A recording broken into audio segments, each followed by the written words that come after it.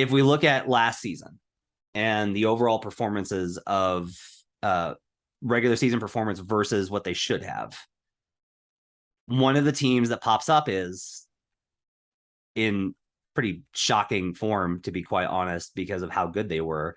But when we look at these numbers for last season, the Boston Celtics last season won 51 games.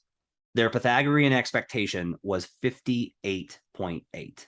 That's second worst in terms of underperforming. They should have been 7.8 wins better last season based off of the numbers. Their win total, there is a 54.5 in the market.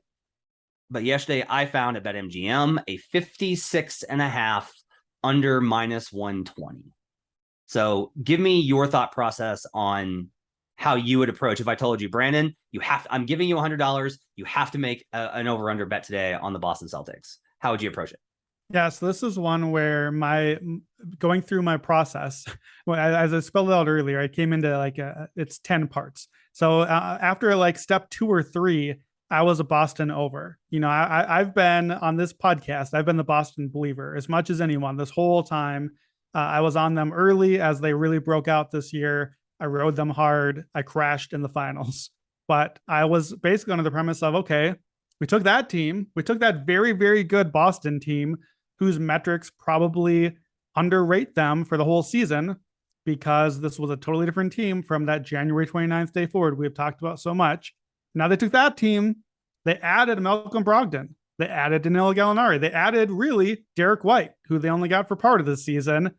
They lost not really things that feel like they matter a whole lot. So on all the instincts initially, it's like, okay, well, this team was better than they would have been. The Pythagorean jumped out right away. They should have been better already. We saw how much better they were in the playoffs. Everything felt like an over. As I went through the process, and kind of this is where I try to kind of remove some of those angering and biases. Like you talked about the Pelicans before and how, well, this is where they're at. This was the record here. And to me, that is a 500 team. That's the floor.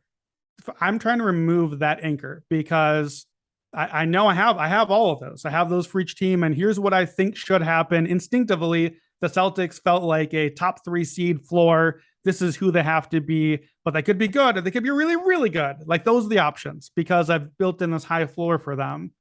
What I remembered as I did the process is that defense is not as sticky as you would like it to be. Offense is a little stickier as far as carrying over from year to year.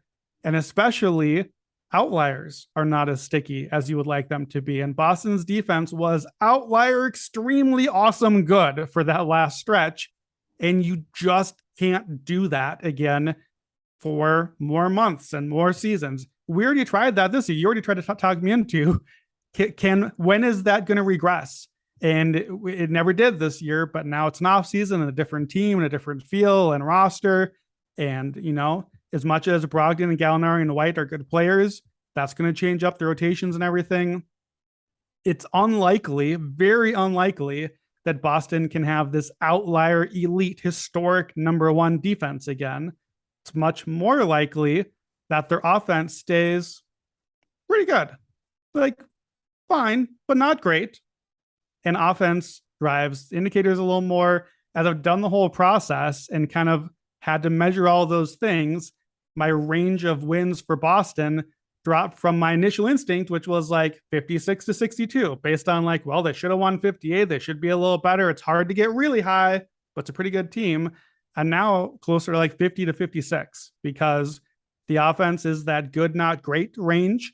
The defense can only be so good and can really only go one direction from last year.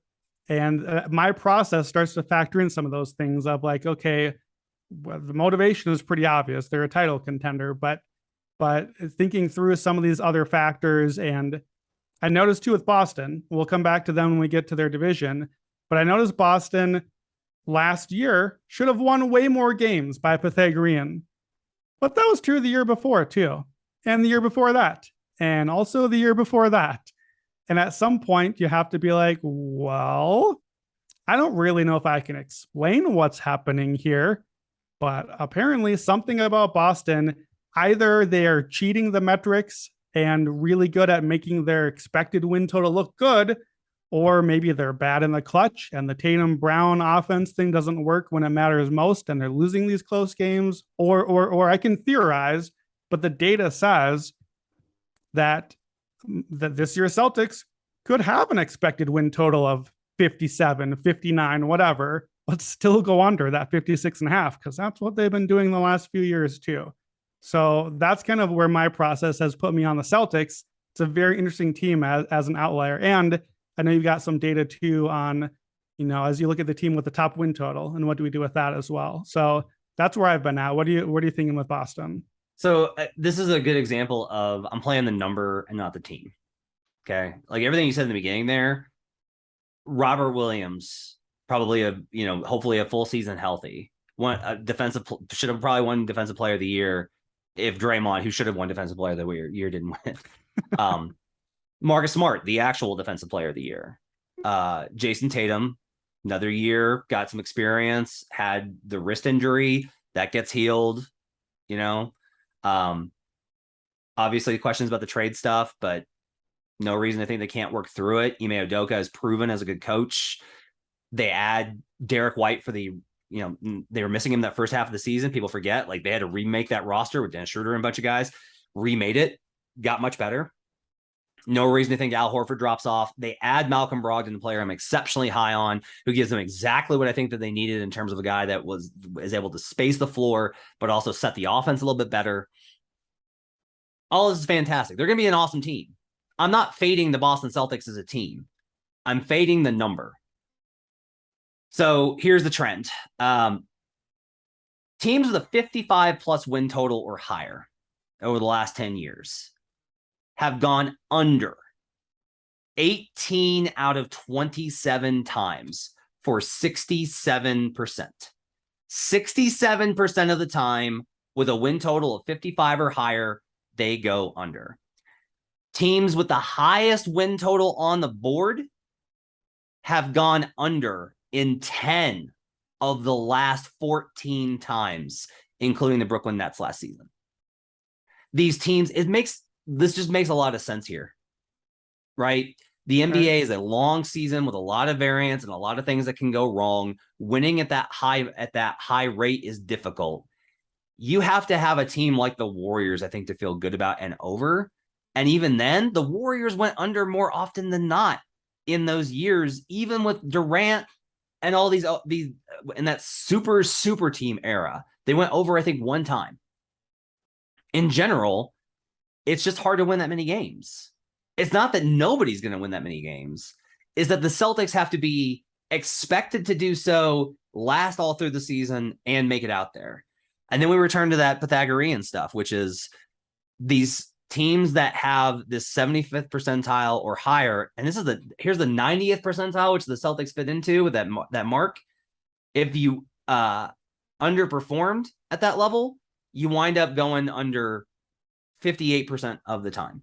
So for me, look, it's not that there aren't these teams. It's not that I don't think that the Celtics, and this I will say is one interesting differential between the two of us, because you talked about, like, if you're sure that this team is not going to be that good or whatever, and I can't, all of these teams, I'm just like, yeah, no, they could go over. I don't, like, who knows? The NBA is random and the season's too long, and guys' motivations are hard to peg. But I will say that when I look at, do I think the Celtics are a super team? I do not. Is the number too high based off of history? Yes. And so I yesterday bet the Boston Celtics to go under 56.5 minus 120 at BetMGM.